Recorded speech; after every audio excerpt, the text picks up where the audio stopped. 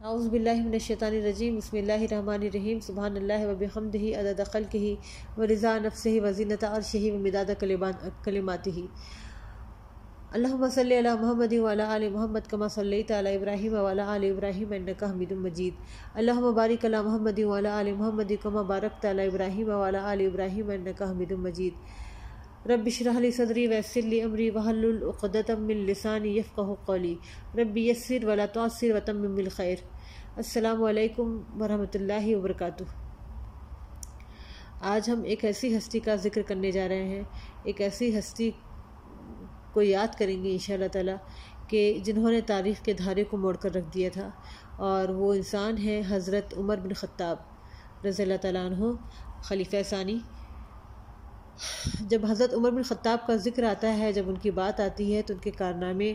اور ان کی اسلام کی خدمات، ان کا ہم تصور نہیں کر سکتے ہیں کہ کتنی ہیں اور کتنی زیادہ ہیں، جن کو ہم ایک سیٹنگ میں یا ایک درس میں جن کا ہم احاطہ نہیں کر سکتے ہیں۔ سینکڑوں کتابیں حضرت عمر بن خطاب کے نام پر لکھی گئی ہیں، اور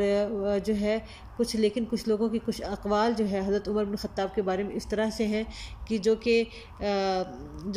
ہم جو ہے اس سے ان کی جو ہے عظمت کا اندازہ لگا سکتے ہیں۔ کہ ایک عالم ہیں، وہ کہتے ہیں کہ جو ہے اسلام کے لیے حضرت ابو بکر اور حضرت عمر بمنزلہ ماں اور باپ کے تھے۔ ایک دوسرے جو ہے مشہور عالم ہیں سید عطا اللہ شاہ بخاری، وہ کہتے ہیں کہ جب حضرت عمر نے اسلام قبول کیا، اس وقت سے اسلام کا سورج جو ہے اسلام کا آفتاب جو ہے وہ بلند ہوتا چلا گیا، اور جس وقت عمر بن خطاب شہید کیے گئے، اس کے بعد سے پھر جو ہے اسلام کا آفتاب سمٹتا چلا گیا۔ اور ایک اور جو ہے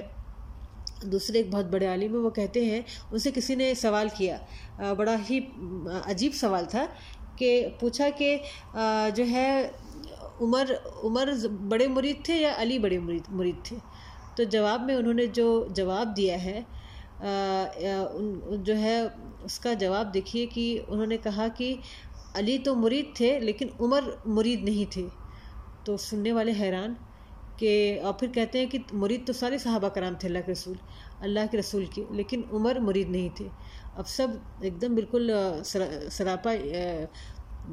وہ بن جاتے ہیں، سوالیہ نشان بن جاتے ہیں کہ تو عمر کیا تھے؟ تو جواب میں پھر کہتے ہیں کہ عمر تو مراد رسول تھے، اللہ کے رسول کی مراد تھے، کہ اللہ کے رسول نے تو ان کو مانگا تھا۔ اور جو ہے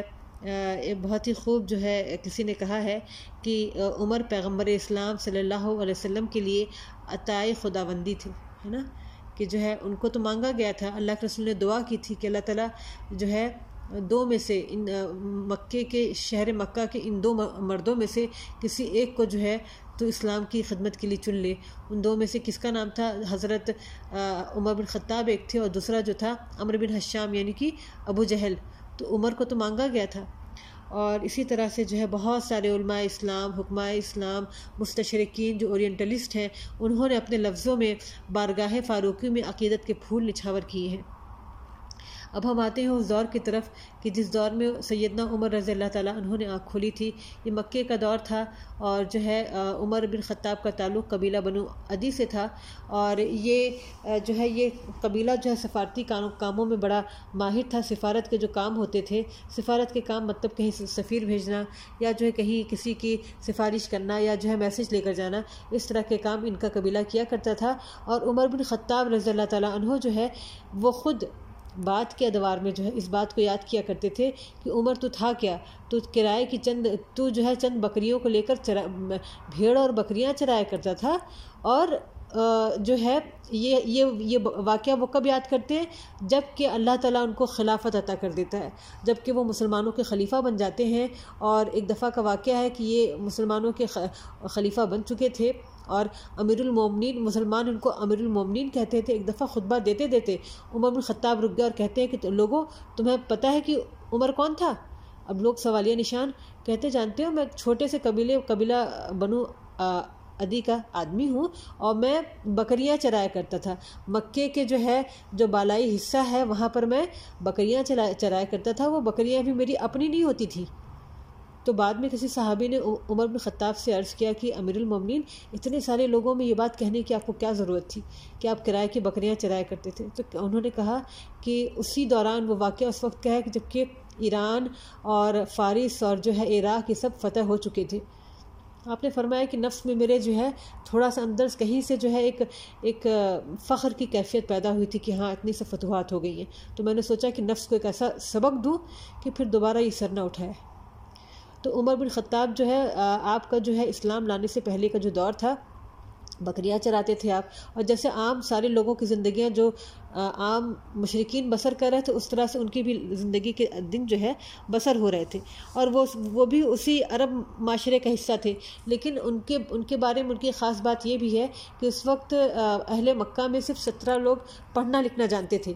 یہ ان 17 پڑھے لکھے لوگوں میں ان کا شمار ہوتا تھا، یہ ان 17 پڑھے لکھے لوگوں میں شامل تھے۔ تو اور جو ہے لیکن جب نبی کریم صلی اللہ علیہ وسلم نے نبوت کا اعلان فرمایا اور بہت سارے لوگوں نے اسلام کو قبول کر لیا، وہ سابقون الاولون کہ جنہوں نے سب سے زیادہ اذیتیں سہی ہیں، تو ان لوگوں کو اذیت دینے میں عمر بن خطاب سب سے پیش تھے، سب سے آگے تھے، اور جو ہے آگے تھے، بلکہ جو ہے جو ان کی لونڈی تھی اس نے اسلام قبول کر لیا تھا، اس کو شدت کے ساتھ مارتے تھے، اور مارتے مارتے رک جایا کرتے تھے اور کہتے تھے کہ میں اس لیے رک گیا ہوں تجھے مارتے مارتے کہ تجھ پر میں نے ترس نہیں کھایا، میں اس لیے رکا ہوں کہ جو ہے میں نے اس لیے رکا ہوں کہ تاکہ میں تھک گیا ہوں، تھوڑا سا تازہ دم ہو جاؤں گا، اس کے بعد تجھے پھر سے مارنا شروع کروں گا۔ یہ ان کی شدت تھی۔ اور اس کے بعد پھر جب جو ہے اور پھر دور آگے بڑھتا ہے، ظلم و ستم مسلمانوں پر اور ہوتا ہے، اسی دوران کا واقعہ ہے کہ ہجرت حبشہ عمل میں آتی ہے۔ عمر بن خطاب کہتے ہیں کہ ہجرت حبشہ کو جب میں نے قریب سے ان لوگوں کو دیکھا تو میرا دل جو ہے اس وقت میرا دل اسلام کی طرف مائل ہوا۔ وہ کہتے ہیں کہ ہجرت حبشہ کے دوران جو لوگ جا رہے تھے تو ان کے خاندان کی ایک خاتون تھی، وہ ان کے گھر پر گئے تو کیا دیکھ رہے ہیں کہ وہ اپنا پورا سامان پیک کر رہی ہے، تو پوچھتے کہاں جا رہی ہو؟ وہ صحابیہ کا نام مجھے اس وقت یاد نہیں آ رہا ہے، تو وہ کہتی ہیں کہ عمر تم لوگ کو ظلم و ستم سے اب ہم ایسی جگہ جا رہے ہیں کہ جہاں پر ہم جا کر سکون سے اپنے دین پر عمل کر سکیں، اور تم لوگوں نے تو ہمارے لیے مکے کی زمین اتنی تنگ کر دی ہے کہ یہاں تم نے ہمارا جینا حرام کر دیا ہے، اب ہم یہاں نہیں رہ سکتے، ہم کو اپنا دین بچانے کے لیے یہ شہر ہم چھوڑ دیں گے۔ عمر بن خطاب ایک دم چپ ہو جاتے، کہتے ہیں کہ میں ایک دم چپ ہو جاتا ہوں اور میں ان سے کہتا ہوں کہ اللہ تعالیٰ آپ کا حامی و ناصر ہو، آپ جہاں بھی جائیں۔ یہ پہلا پتھر ہوتا ہے جو ان کے دل پر آ کے پڑتا ہے،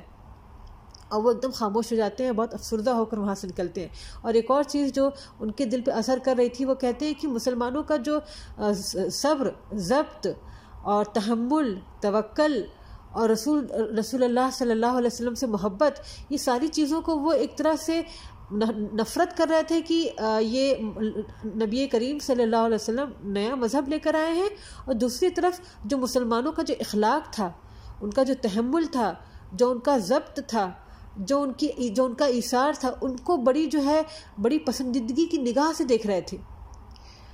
تو ان کے اندر ایک طرح سے گویا کہ ایک جنگ برپا ہو چکی تھی۔ پھر اس کے بعد ایک اور واقعہ آتا ہے کہ یہ جو ہے رات کا جو ہے کہتے ہیں کہ ایک دفعہ ایک رات میں خوب جو ہے محفل جمی ہوئی تھی، شراب وغیرہ خوب سب لوگوں نے پی تھی۔ اس کے بعد جو ہے یہ بولے کہ جب صبح صادق کا وقت قریب آیا تو یہ جا کر جو ہے خانہ کعبہ کے پردے میں جا کر لپٹ کے سو جاتے ہیں، کہیں پر آتا ہے کہ سو جاتے ہیں، کہیں پر آتا ہے کہ طواف کرنے آتے ہیں۔ اسی دوران جو ہے نبی کریم صلی اللہ علیہ وسلم فجر کی نماز کے لیے آتے ہیں، اور فجر کی نماز کے وقت جو ہے کچھ آیات تلاوت کرتے ہیں، اور وہ یہ کہتے ہیں کہ جو ہے یہ ان کی آنکھ کھل جاتی ہے اور سنتے ہیں تو کہتے ہیں کہ کتنا بہترین کلام ہے یہ یقیناً کسی جو ہے شاعر کا کلام ہے۔ تو وہاں سے اللہ کے رسول تلاوت میں ہی آیت کی تلاوت میں ہے کہ یہ کسی شاعر کا کلام نہیں ہے، تو پھر یہ سوچتے ہیں کہ کسی کاہن کا کلام ہے، تو پھر وہاں سے اللہ کے رسول تلاوت کرتے ہیں کہ یہ کسی کاہن کا کلام نہیں ہے۔ یہ مجھے سورہ کا نام اس وقت یاد نہیں آ رہا ہے، اس میں جو ہے پورا جو ہے وہ ہے، تو پھر وہ سوچتے ہیں کہ تب یہ کس کا کلام ہے،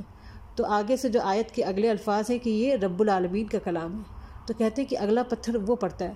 کہ میں تو اپنے دل میں سوچ رہا ہوں اور سامنے سے رسول اللہ صلی اللہ علیہ وسلم تلاوت فرما رہے ہیں، اور پھر جو ہے اب وہ دیکھیں کہ ایک جو دل کے اندر کی جو جنگ برپا ہوتی ہے تو انسان کیا ہوتا ہے، اور پھر اس کو اپنے بہت سارے سوال کا جواب نہیں ملتا ہے، پھر ایک ایگو بھی رہتی ہے کہ نہیں مجھے کسی کے سامنے جھکنا نہیں، مجھے کسی سے پوچھنا نہیں ہے، تو وہ چیز کیا ہوتی ہے کہ وہ پھر انسان فرسٹریشن کا بھی شکار ہو جاتا ہے۔ یہاں پر عمر بن خطاب کی جو کیفیت طاری ہو رہی تھی کہ ایک طرف تو ان کو بہت زیادہ شدید نفرت سی ہو رہی تھی، غصہ آ رہا تھا کہ یہ کیا ہو رہا ہے، یہ محمد صلی اللہ علیہ وسلم کون سا نیا دین لے کر آئے، اور دوسری طرف اندر جو ان کی جنگ جو برپا تھی، جو مسلمانوں کو جو جن چیزوں کو یہ دل سے صحیح مانتے تھے، جب مسلمانوں کو وہ کرتے ہوئے دیکھتے تھے، جو مسلمانوں کے اخلاق اور کردار، حضور صلی اللہ علیہ وسلم کی جو ہے آنکھوں میں جو ہے سما جانے والی شخصیت، تو وہ اپنے آپ کو کنٹرول نہیں کر پا رہے تھے، وہ جو ہے ایک تذبذب کا شکار تھے، اور پھر کیا ہوتا ہے، پھر ایک فیصلہ کرتے ہیں کہ بس جو ہے جو اس کی نعوذ باللہ من ذالک جو اس فتنے کی جڑ ہے، یعنی کہ جو اس چیز کا جو سرچشمہ ہے، اسلام کا جو سرچشمہ ہے نبی کریم صلی اللہ علیہ وسلم کی ذات، ان کو میں جا کر جو ہے ختم کر دیتا ہوں۔ اور یہی عزم لے کر جو ہے عمر بن خطاب جو ہے ننگی تلوار لے کر نکلتے ہیں، تلوار نکالتے ہیں اور اعلانیہ چلے جاتے ہیں۔ ہم دیکھتے ہیں کہ اس سے پہلے ابو جہل، ابو لہب اور بہت سارے لوگ، ولید بن مغیرہ اور جو ہے امیہ بن خلف، عقبہ بن ابی معیط، بڑے بڑے سردار رہتے ہیں، لیکن کسی کی ہمت اس طرح سے نہیں پڑتی کہ کوئی تلوار کو لہراتا ہوا حضور صلی اللہ علیہ وسلم کو جائے قتل کرنے کے لیے، کیونکہ لوگوں کو پتہ تھا کہ اگر ہم کریں گے قتل تو پھر کیا ہوگا، بنو ہاشم اور بنو مطلب ایک تلوار ہو کر، ایک تلوار بن کر پل پڑیں گے، تو ان کی ہمت نہیں پڑتی، لیکن ان کا جوش غضب اور غصہ، تلوار نکالتے ہیں اور لے کر بھاگتے ہیں کہ جو ہے آج تو مجھے جو ہے قصہ تمام کرنا ہے۔ راستے میں جو ہے بنو زہرہ کے ایک شخص ملتے ہیں، پوچھتے ہیں کہ عمر کہاں جا رہے ہو، کہاں کا ارادہ ہے، ان کے گھوڑے کی لگام کو پکڑ کر، تو کہتے ہیں بس میں تو آج جا رہا ہوں جو ہے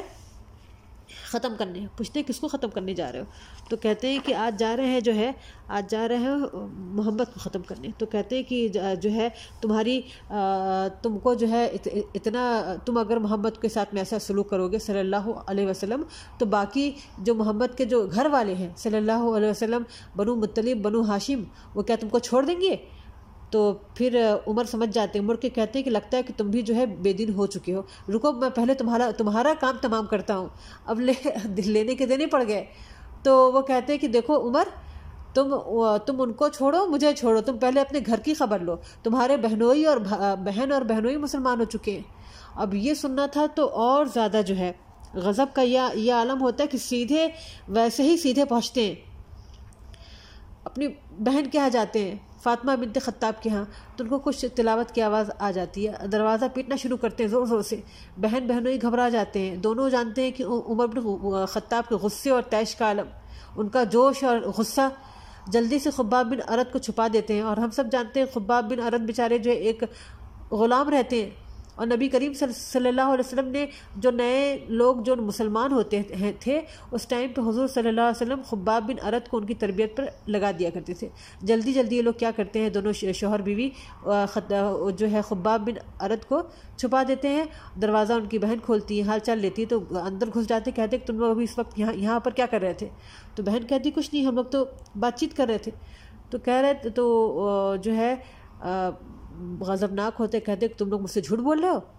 اور بہنوئی کے اوپر پھر پل پڑتے ہیں، ان کو خوب مارتے ہیں۔ بیچ میں جب بہن آتی ہے تو بہن کو بھی ایک زناٹے کا تھپڑ رسید کرتے ہیں، اور ایسا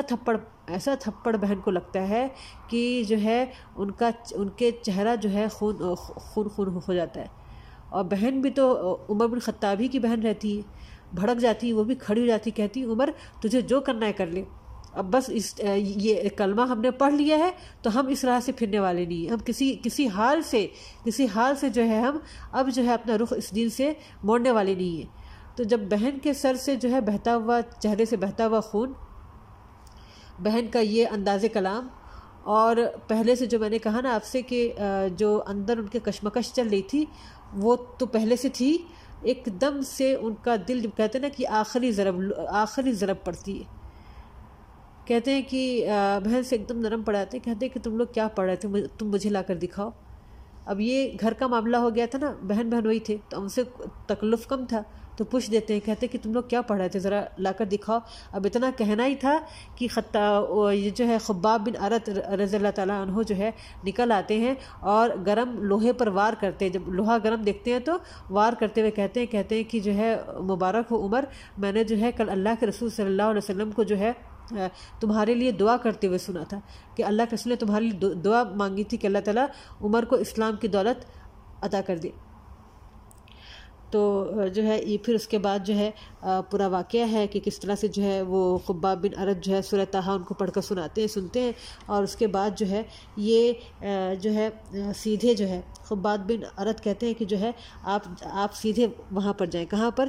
ارقم بن ارقم کے گھر پر۔ ارقم بن ارقم کا جو گھر ہوتا ہے وہ ہم سب جانتے ہیں کہ اسلام کا پہلا مرکز جو ہے یہ دار ارقم تھا، اور صفا کی پہاڑی پر واقع تھا۔ صفا کی پہاڑی پر ارقم بن ارقم کا مقام واقع تھا، اور یہ جو ہے اسلام کا پہلا مرکز تھا۔ نبی کریم صلی اللہ علیہ وسلم صحابہ کرام کے لیے یہ مکے میں واحد پناہ گاہ تھا، اور لوگ کوئی جانتا نہیں تھا کہ ارقم بن ارقم نے جو ہے اسلام قبول کر لیا ہے۔ تو جو ہے سیدنا عمر رضی اللہ تعالیٰ عنہ جو ہے نکل کھڑے ہوتے ہیں، اور آپ دیکھیے کہ ان کے دل کی کیفیت کیسے بدلتی ہے کہ ان کو اپنی ظاہری حالت کا بھی احساس نہیں رہتا ہے کہ ننگی تلوار ان کے ہاتھ میں رہتی ہے، اور اسی طرح وحشت زدہ عالم میں ننگی تلوار ہاتھ میں ہے، گھوڑے پر بیٹھتے ہیں اور سیدھے چلے آتے ہیں جو ہے ارقم بن ارقم کے گھر پر، دار ارقم چلے آتے ہیں۔ اب جب صحابہ کرام جو ہے جو وہاں پر راستے میں جو مقیم کچھ صحابہ کرام کھڑے رہتے دیکھ لیتے ہیں کہ عمر بن خطاب جو ہے ننگی تلوار لے کر اندر آ رہے ہیں، تو جلدی سے جا کر اندر اطلاع کرتے ہیں گھر میں کہ عمر آ رہے ہیں اور ان کے ہاتھ میں ننگی تلوار ہے۔ تو جو ہے اس وقت حضرت حمزہ بن عبد المطلب اسلام قبول کر چکے رہتے ہیں۔ حمزہ بن عبد المطلب کے بارے میں آتا ہے کہ چند ہی دن پہلے حمزہ بن عبد المطلب نے اسلام قبول کیا تھا، تو وہ جو ہے کہتے کہ آنے دو، عمر کو آنے دو، اگر اچھی نیت سے آیا تو ٹھیک ہے، صحیح ارادے سے آیا تو ٹھیک ہے، نہیں تو اس کی تلوار سے اس کا کام تمام کر دیں گے۔ اور جو ہے پھر اس کے بعد جو ہے سیدنا عمر رضی اللہ تعالیٰ عنہ جو ہے اللہ کے رسول کے پاس آتے ہیں، اور اللہ کے رسول عمر سے پوچھتے ہیں، کہتے ہیں عمر تم کس چیز کا انتظار کر رہے ہو؟ کیا ابھی وقت نہیں آیا کہ تم اسلام قبول کر لو؟ اب یہ حضور کا یہ کہنا تھا کہ گویا کہ فوراً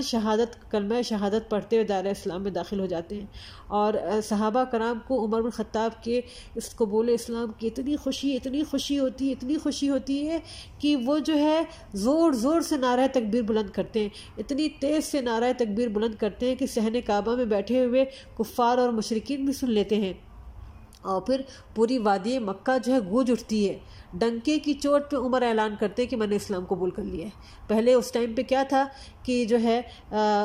یہ عمر جو ہے 40ویں مسلمان ہیں، اس وقت تک 39ویں مسلمان یہ حمزہ ہیں، اور 40ویں جو ہے 14 جو ہے 40واں ان کا نمبر ہے اسلام قبول کرنے میں۔ تو بیچارے جو ہے جو بھی اسلام قبول کرتا تھا چھپ کے کرتا تھا، انہوں نے ڈنکے کی چوٹ پہ کیا کہ میں نے اسلام قبول کیا ہے، دیکھ جس کو میرا جو بگاڑنا ہو آ کر بگاڑ لے، جس کو لڑنا ہے وہ آ کر لڑ لے۔ اور کسی کی ہمت نہیں ہوتی ہے۔ رسول اللہ صلی اللہ علیہ وسلم نے جو ہے جب پھر اللہ کے رسول صلی اللہ علیہ وسلم نے سیدنا عمر رضی اللہ تعالیٰ عنہ کے سینے مبارک پر دست اقدس رکھا اور دعا فرمائی کہ یا اللہ اس کے سینے میں جو کچھ میل کچیل ہو وہ دور کر دے، اور اس کے بدلے ایمان سے اس کا سینہ بھر دے۔ قبول اسلام کے وقت بعض مورخین کے نزدیک عمر رضی اللہ تعالیٰ عنہ کی عمر 30 سال تھی، اور بعض کہتے ہیں کہ عمر 26 سال تھی۔ مصر کے ایک بہت بڑے عالم ہیں، ان کا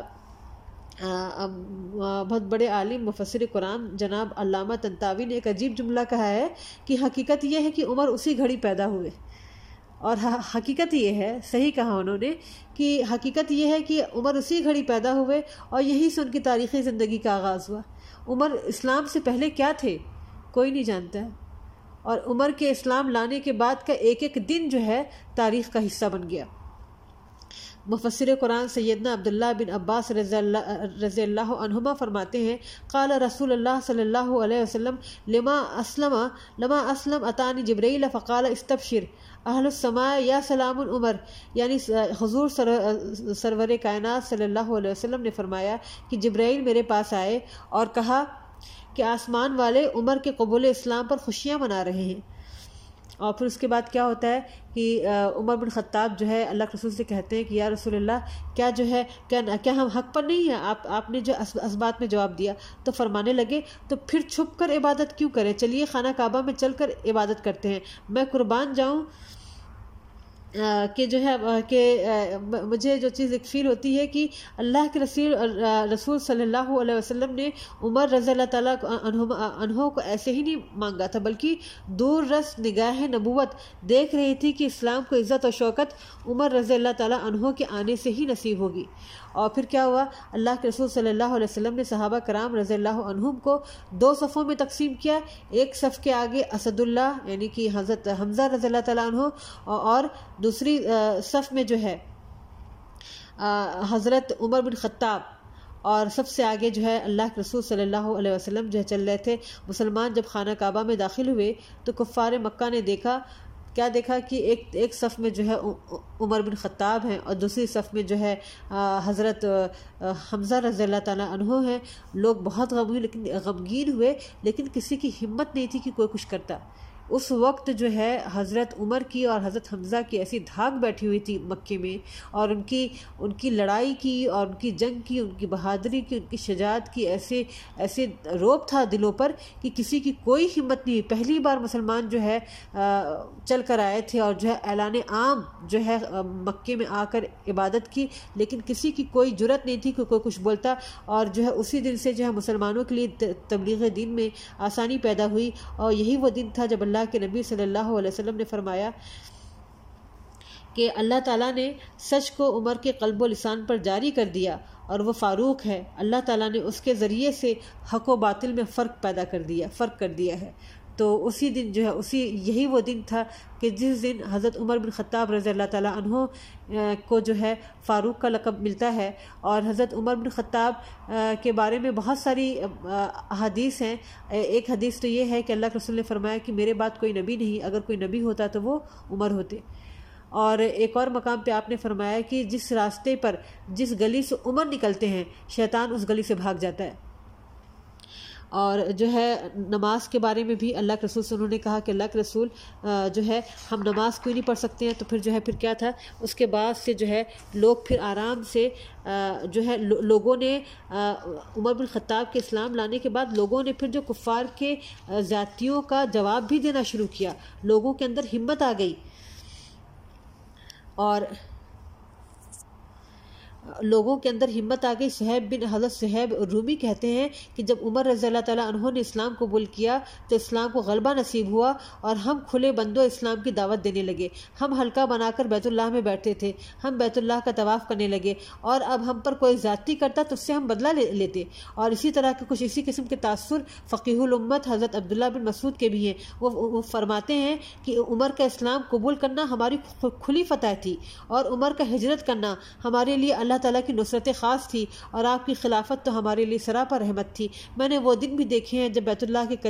قریب بھی نماز ادا نہیں کر سکتے تھے، لیکن جب عمر اسلام لائے تو آپ نے کفار سے مقابلہ کیا، یہاں تک کہ وہ ہمیں نماز پڑھنے دینے لگے. اور جو ہے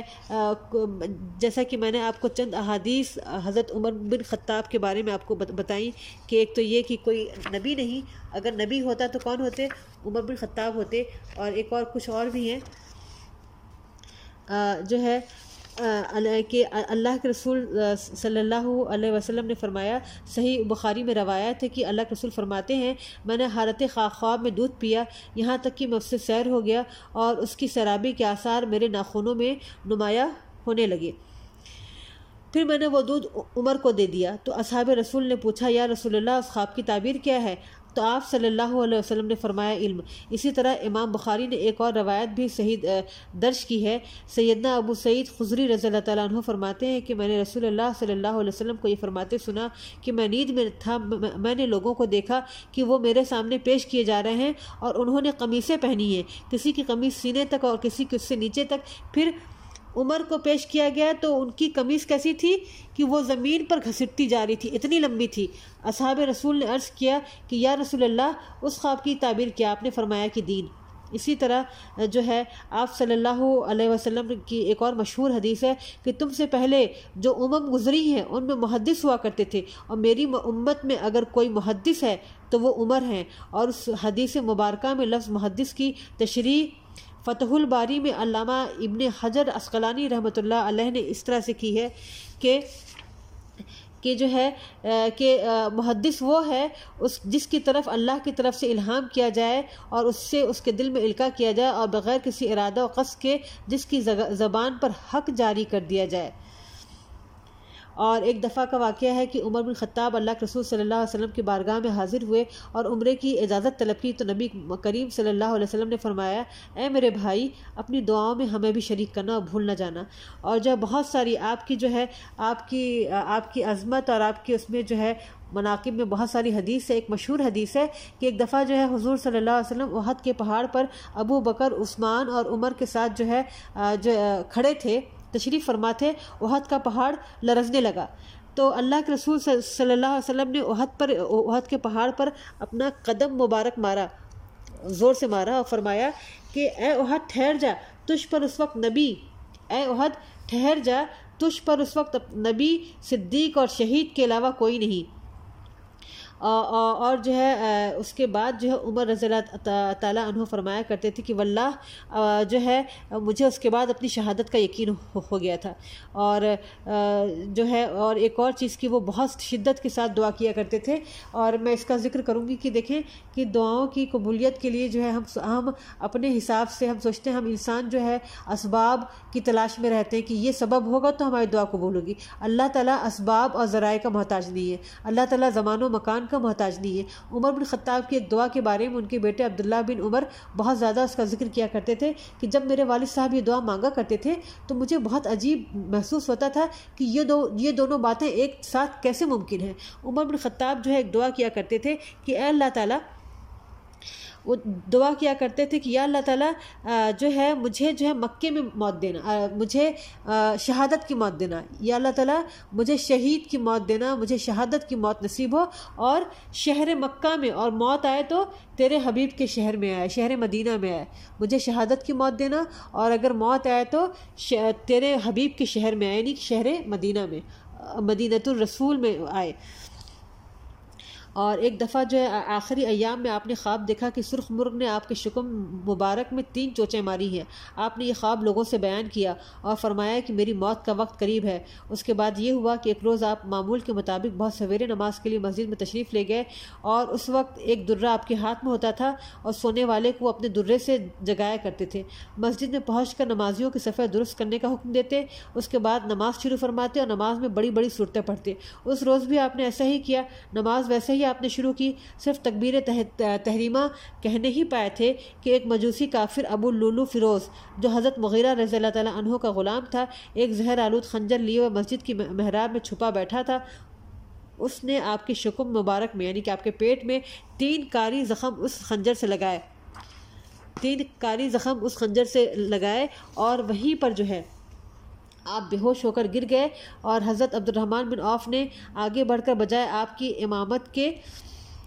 مختصر نماز پڑھ کر سلام پھیرا۔ ابو لولو نے چاہا کہ کسی طرح مسجد سے باہر نکل جائے، مگر نمازیوں کی صفیں مثل دیوار کے حائل تھی، اس سے نکل کر جانا آسان نہ تھا۔ اور کیا تھا، لوگ جو ہے صحابہ کرام جو ہے اپنی صفوں کو اس طرح سے جیسے قرآن میں فرمایا گیا کأنہم بنیان مرصوص، کہ گویا کہ سیسا پلائی ہوئی دیوار۔ اللہ تعالیٰ نے جو ہے مسلمانوں کی صفوں کو اس طرح سے تعبیر کیا ہے کہ وہ اللہ تعالیٰ کی راہ میں صف بستہ ہو کر ایسے لڑتے ہیں کأنہم بنیان مرصوص۔ تو مسلمان حقیقت میں اس وقت بنیان مرصوص بن چکے تھے۔ جب ابو لولو مجوسی جب وہاں سے بھاگنا چاہتا ہے تو کیا ہوتا ہے، مسلمان اس طرح سے کھڑے ہو جاتے ہیں، ایک تو نیت نہیں توڑتے ہیں۔ آپ دیکھیں کہ ہم لوگ چھوٹی چھوٹی بات پر بعض دفعہ ہوتا ہے کہ گیس کی سیٹی، کوکر کی سیٹی کی آواز آتی ہے اور ہم جو ہے فوراً کیا کرتے ہیں،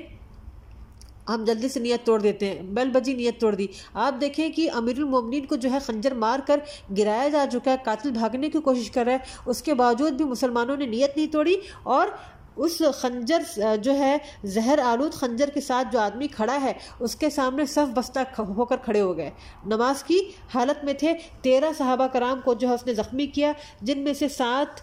جو ہے شہید ہو گئے، اور اتنے میں نماز ختم ہو گئی، ابو لولو کو پکڑ لیا گیا۔ جب اس نے دیکھا کہ میں گرفتار ہو گیا تو اس نے اپنے آپ کو خنجر سے مار لیا۔ اور تو آپ دیکھیں کہ کس طرح سے اللہ تعالیٰ نے حضرت عمر بن خطاب کی دعا کو قبول کیا کہ آپ کو شہادت کی موت اللہ تعالیٰ نے نصیب کی، اور شہر رسول میں آپ کو جگہ ملی۔ اور جو ہے جب آپ کو جو ہے جب آپ کو 27 ذوالحجہ بروز چہار شنبہ یعنی کہ بدھ کے دن زخمی کیا گیا، اور یکم محرم یعنی کہ 1 محرم آپ رضی اللہ تعالیٰ عنہ نے شہادت پائی۔ شہادت کے وقت حضرت عمر بن خطاب کی عمر 63 سال تھی، اور حضرت صہیب رضی اللہ تعالیٰ عنہ نے نماز جنازہ پڑھائی، اور خاص روضہ نبوی میں حضرت ابو بکر صدیق کے پہلو میں آپ کی قبر بنائی گئی، آپ کی قبر جو ہے بنائی گئی۔ اور جو ہے انتقال مطلب زخمی ہونے کے بعد کچھ دن تک جو ہے 1-2 دن تک وہ زندہ تھے، اور لوگوں نے کہا کہ اپنے بعد آپ جو ہے اپنے بیٹے کو آپ جو ہے وصیت کر کے جائیے کہ عبداللہ بن عمر اس وقت بہت زیادہ ان کا شہرہ تھا، بہت بڑے صحابی ہیں، بہت بڑے راوی حدیث ہیں، علم فضل میں ان کا دور دور تک ان کا چرچا تھا، ان کے علم و فضل کا ڈنکا دور دور تک بج رہا تھا۔ لوگوں نے عمر بن خطاب سے التجا کی کہ یا امیر المومنین، آپ اپنے جانے سے پہلے اپنے بیٹے کو اپنا جانشین مقرر کر کے جائیے۔ عمر بن خطاب نے کہا کہ میں ایسا کچھ نہیں کرتا، نہ میں میں ایسا کچھ نہیں کروں گا، میں یعنی کہ عبداللہ بن عمر کو اپنا جانشین مقرر نہیں کروں گا۔ اگر ابو عبیدہ بن جراح زندہ ہوتے تو یقیناً میں ان کو جو ہے اپنا جانشین مقرر کر کے جاتا، لیکن اس کے بعد آپ نے کچھ لوگوں کا نام لیا، حضرت علی، حضرت عثمان اور حضرت عبد الرحمن بن عوف، اور اسی طرح سے جو ہے کچھ صحابہ کرام کے نام لیا، اور آپ نے کہا کہ ان لوگوں میں سے جو کسی ایک کو تم لوگ جو ہے تم مسلمان اپنا امیر چن لو۔ اور اس وقت دیکھیں کہ میں نے یہاں پر عمر بن خطاب کی فتوحات کا میں نے کوئی ذکر نہیں کیا ہے، کیونکہ جب عمر بن خطاب کی فتوحات اور آپ کے کارناموں کا ذکر کیا جائے گا تو اس کے لیے جو ہے یہ وقت کم پڑ جائے گا۔ بس خالی مختصر میں جو میں آپ کو بتاؤں گی کہ نبی کریم صلی اللہ علیہ وسلم کی زندگی میں، آپ کی حیات مبارکہ میں جو ہے جزیرۃ العرب فتح ہو چکا تھا، لیکن اصل فتوحات جو ہے عمر بن خطاب کے زمانے میں ہوئی ہیں۔ آپ اگر جو ہے دنیا کا نقشہ اگر آپ اٹھا کر دیکھیں گے تو آپ کو پتہ چلے گا کہ پورا ایران، عراق، مصر اور شام، یہ سب کچھ، فلسطین، سب کچھ کی جو فتوحات ہوئی ہیں عمر بن خطاب کے دور خلافت میں ہوئی ہیں۔ یروشلم کی فتح اتنی تاریخ ساز ہے، اتنی مقدس فتح ہے کہ جس کا ہم تصور نہیں کر سکتے ہیں۔ جبکہ اس شہر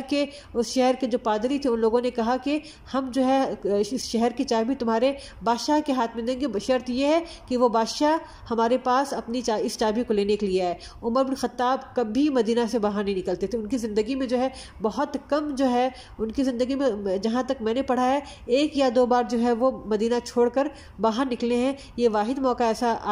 آتا ہے کہ نکلتے ہیں اپنے غلام کے ساتھ میں۔ یہ پورا واقعہ ہم سب جانتے ہیں۔ بہت اچھا ایک شعر ہے کہ آئے تھے میرے گھر ایک دن، آئے تھے میری اس سرزمین پہ عمر، آئے تھے